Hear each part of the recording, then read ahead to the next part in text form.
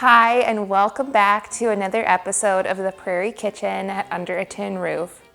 If you're new here, I'm Kayla. I'm a content creator, recipe developer, and cookbook author of the Prairie Kitchen Cookbook and the Cottagecore Baking Book. And I have a big passion for history, and this channel I mostly focus on looking at historical recipes. Generally the 19th century is what I like to focus on, a little bit of the late 18th century, and then into the early 20th century. And part of what I love to do on this channel is recreate the recipes as they're written, though I also will throw my own twist on things. It's kind of in my nature. As an artist and recipe developer, it's a little bit difficult to not put in techniques that I already know and love into these old recipes. And if you're coming back to watch again, welcome. I'm so glad you're here. In today's episode, we're going to focus on making a few recipes that are mentioned in Washington Irving's The Legend of Sleepy Hollow. This short story was written in 1820, but it's set in 1790 in the very real village of Sleepy Hollow in New York. In just a little bit, we'll get more into the history and research that I did for these recipes. The recipes we're going to make today include Plum Preserves, Dutch Crullers, and Pigeon Pie. Each of these recipes are mentioned within the Legend of Sleepy Hollow. They are also influenced by Dutch culture from the time period. I had a lot of fun researching this story. I personally have Dutch heritage in my own ancestry, so I felt like I could really dive in and learn more about my personal ancestry while making these recipes. I'm excited to get started. I hope that this puts you right into the mood for Halloween, or at least an inspired late 18th century Halloween. I feel like each of these recipes are great ideas even for Thanksgiving if you want to add something a little bit historical to your table. Let's move on to the research phase, and then we will go into the kitchen and get cooking. From the listless repose of the place and the peculiar character of its inhabitants, who are descendants from the original Dutch settlers, this sequestered glen has long been known by the name of Sleepy Hollow, and its rustic lads are called the Sleepy Hollow Boys throughout all the neighboring country. This is how the Legend of Sleepy Hollow by Washington Irving begins. Washington Irving was born on April 3, 1783 in New York City to William Irving and Sarah Sanders. The American Revolution had just come to a close, and he was named after General George Washington. He was a writer, essayist, historian, biographer, and diplomat. In fact, just before he died in 1859, he finished writing the biographies of George Washington. A collection of short stories and essays titled The Sketchbook were the first to gain international recognition. In 1820, he published the Sketchbook, which contained his debatably most famous work, The Legend of Sleepy Hollow. The Legend of Sleepy Hollow tells the story of Ichabod Crane, a schoolmaster from Connecticut living in the village of Sleepy Hollow, located just outside of Tarrytown, New York. Unironically, Irving borrowed a lot of inspiration from true encounters in his life. He knew people by the names of Ichabod Crane and Katrina Van Tassel. He lived in Tarrytown in his later years and is even buried in Sleepy Hollow Cemetery. What I found most fascinating about the story itself was the heavy focus on the Dutch culture in Sleepy Hollow. I had to dive a little deeper.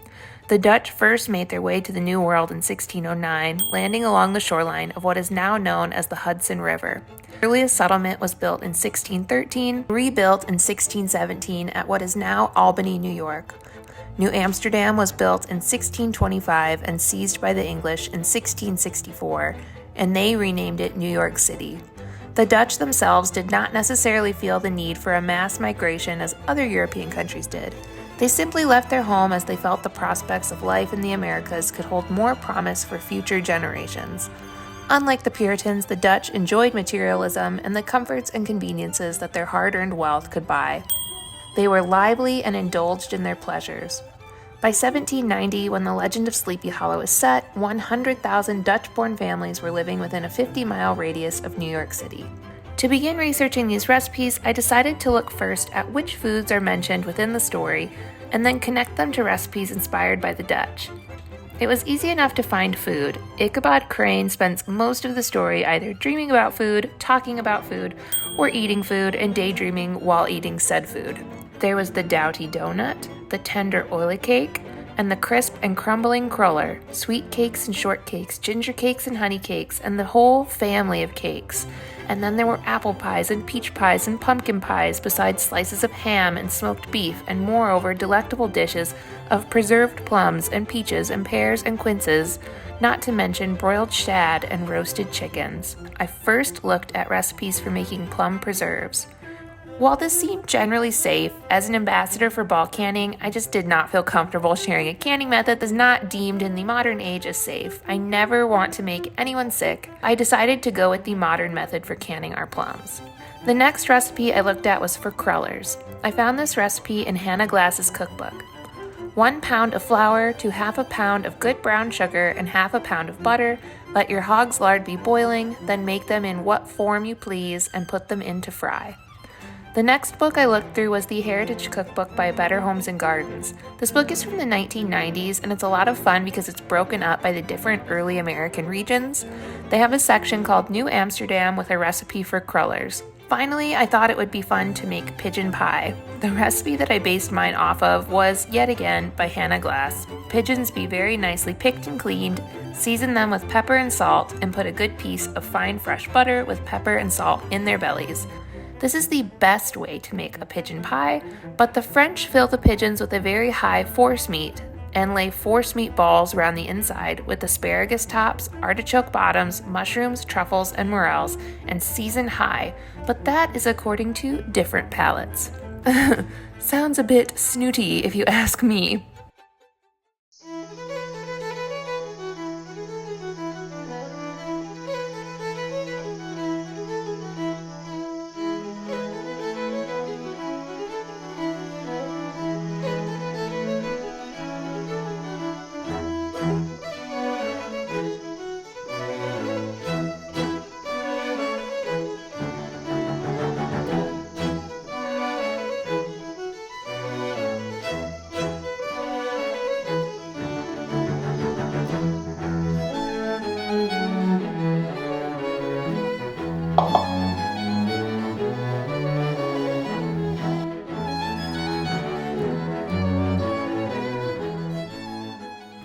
To begin making the plum preserves, we'll start with about 12 4-ounce jars or 6 8-ounce jars. I used a mixture of the two, which is fine to do for this recipe because they are processed for the same amount of time.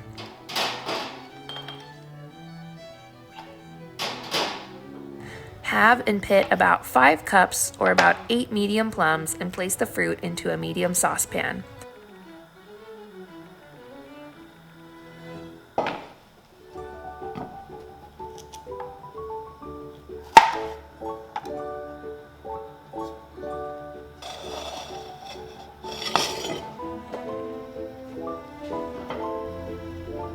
Cover the plums with 4 cups of sugar and 1 cup of water and bring to a boil. Now, both recipes never signify to crush the plums, but I ended up doing that because the halves were much too big to fit into my jars.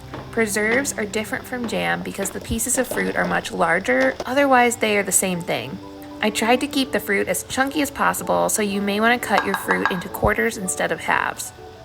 Boil the fruit until it reaches 220 degrees Fahrenheit, adjusting for your altitude, and remove the pot from heat. Then ladle the hot preserves into one hot jar, leaving a 1/4 inch headspace.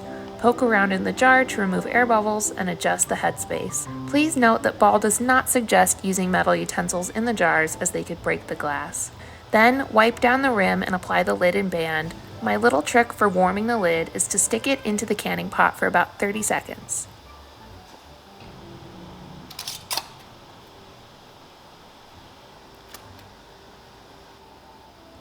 Fill the remaining jars one at a time and then close the canner lid. Process the jars for 10 minutes, then turn off the heat, remove the lid, and let the jars sit in the hot water for 5 more minutes. Then remove the jars and let them sit for 12 to 24 hours before checking the seals. Store the jars without the bands for 18 months or longer.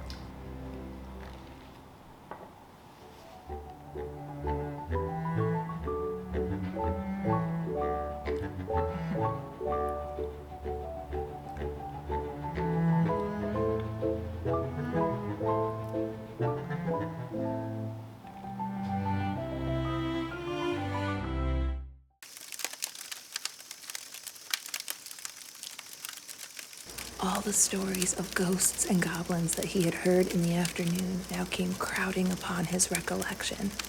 The night grew darker and darker. The stars seemed to sink deeper in the sky, and the driving clouds occasionally hid them from his sight. He had never felt so lonely and dismal. He was moreover approaching the very place where many of the scenes of the ghost stories had been laid. As Ichabod approached this fearful tree, he began to whistle. He thought his whistle was answered. It was but a blast sweeping sharply through the dry branches. As he approached a little nearer, he thought he saw something white hanging in the midst of the tree. He paused and ceased whistling, but on looking more narrowly, perceived that it was a place where the tree had been scathed by lightning. In the dark shadow of the grove, on the margin of the brook, he beheld something huge, misshapen, and towering. It stirred not, but seemed gathered up in the gloom, like some gigantic monster ready to spring upon the traveler.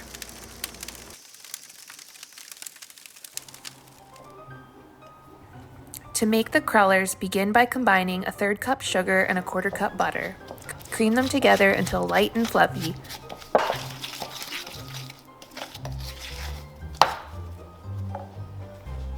Then add 2 tablespoons of milk and 2 eggs.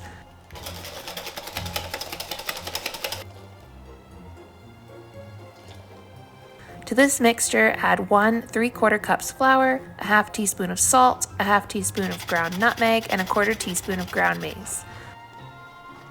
Mix until it forms a rough dough.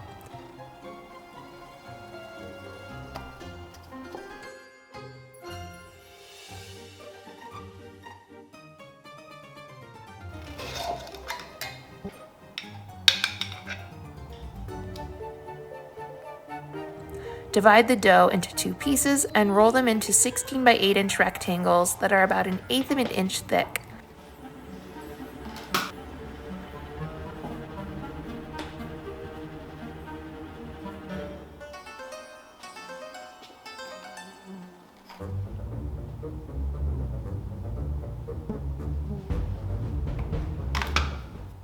I tried to make them into Tangled Britches according to the instructions from the cookbook, but they did not look right. It said to cut into strips and make a long slit through the center and pull one end through. Or literal pants. Obviously, this just did not seem right. Maybe like that. Oh my gosh, it's so soft. Oh, I should not have done that. Don't look.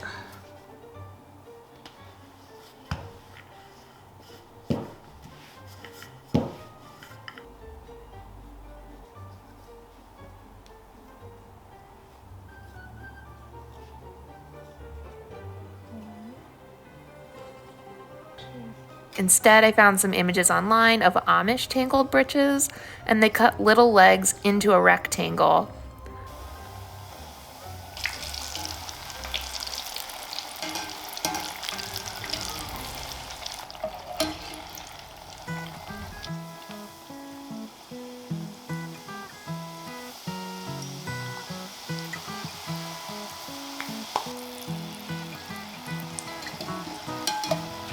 Which seemed to work out better. Why are the britches tangled? I'm not sure. Probably from the clothesline, right? Right? The crullers are then fried in lard heated to 375 degrees Fahrenheit for about 1 to 2 minutes. Then they're dusted with powdered sugar.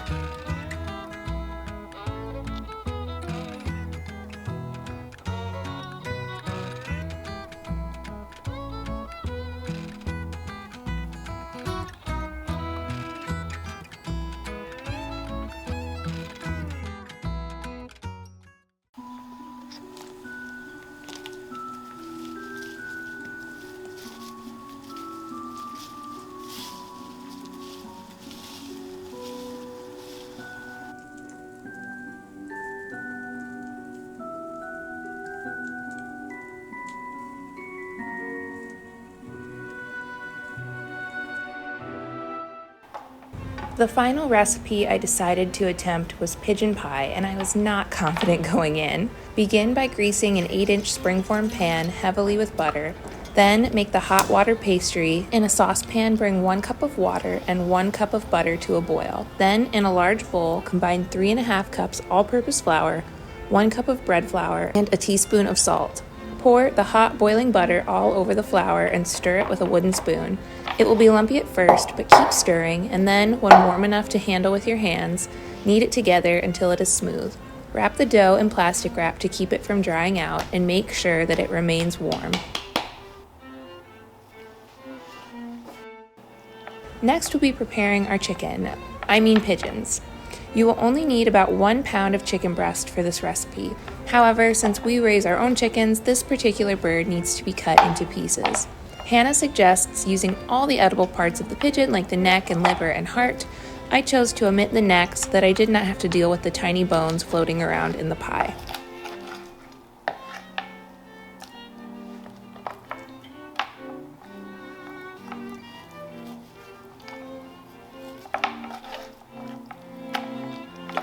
Chicky breasts. The other cuts of this chicken will be used in a different delicious meal, and the backbone will be used to make stock.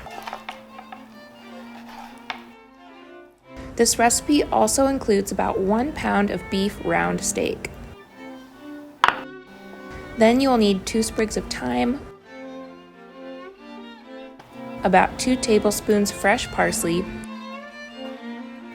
1 cup sliced mushrooms, 1/4 cup of butter, and 8 to 10 quail eggs, or about 2 chicken's eggs. Aren't these quail eggs so cute? This is the first time I found them available near me, and I have since been researching how to raise quail. They need to be washed and hard-boiled.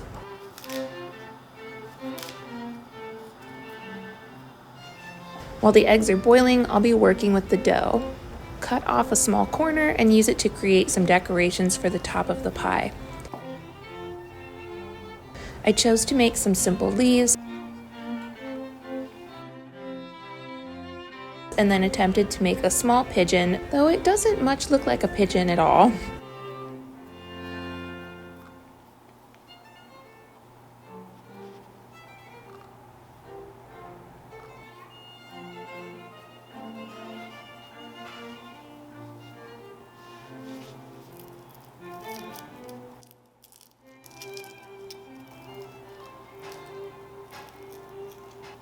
When all of the ingredients are ready, it's time to prepare the pie. Taking 1/2 of the dough, press it into the bottom and up the sides of the springform pan. The bottom and sides need to be nice and thick, at least 1/2 inch thick, to be sturdy enough to stand on its own. You will also want at least 1 inch of overhang coming out of the top. Layer in the mushrooms, chicken pigeon, some salt and pepper, a few quail eggs, and about 1/2 of the butter. Then layer in the steaks and more salt and pepper. I needed a bit taller edge on my pie, so I began attaching new layers to the top. The nice part about working with hot water pastry is that it pretty much will retain whatever shape you give it, and it's very forgiving. Then layer on the rest of the mushrooms, chicken, quail eggs, and fresh herbs, seasonings, and the remaining butter. The remaining dough will be used to top the pie.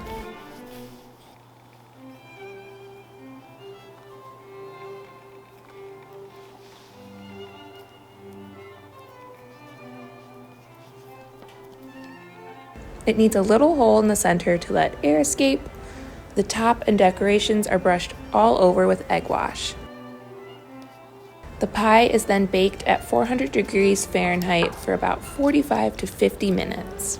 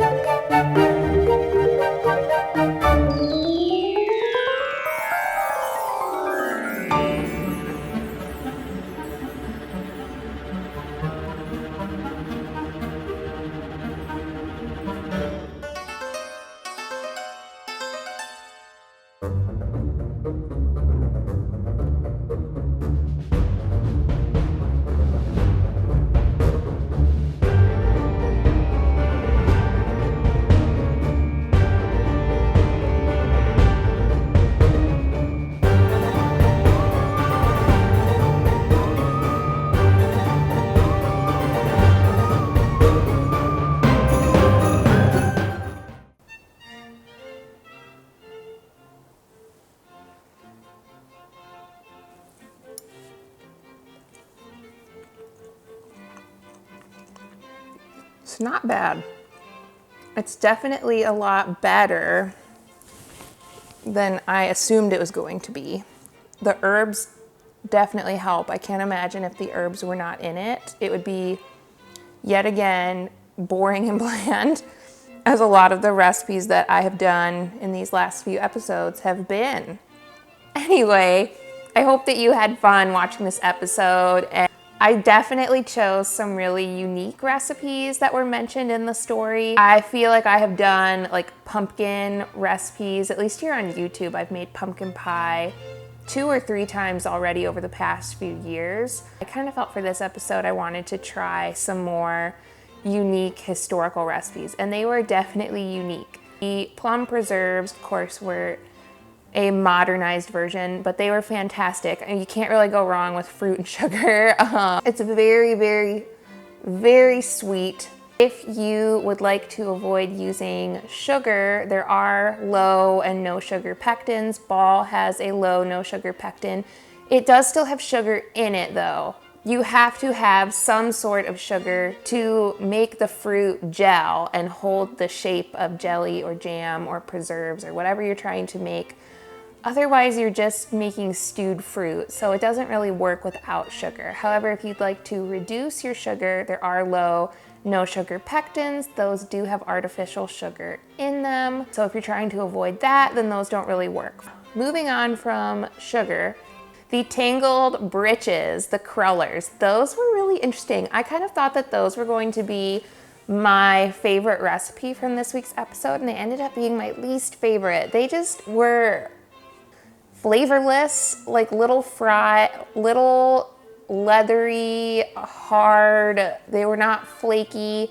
They didn't have any flavor. They weren't, like, the powdered sugar was absolutely necessary to make them taste better. And then that wasn't even mentioned in the historical recipe. My favorite recipe was a surprise to me. The pigeon and steak pie was actually really, really good. I kind of thought that it was going to be a bit weird. I would have never thought to put a hard-boiled egg into a pie. I know that that is very traditional for like British food, English food. Again, it's actually really tasty and it gave great flavor to the hard-boiled eggs. So I really liked it. If I were to make it again, I would not follow Hannah's advice and just lay the beef steak over everything, but chop it up. So you definitely have to cut it with a serrated knife if you don't pre-chop your steak up. It was really fun to put together this episode. I have a feeling the next couple of episodes I probably won't make as many recipes. This was a lot to make this time.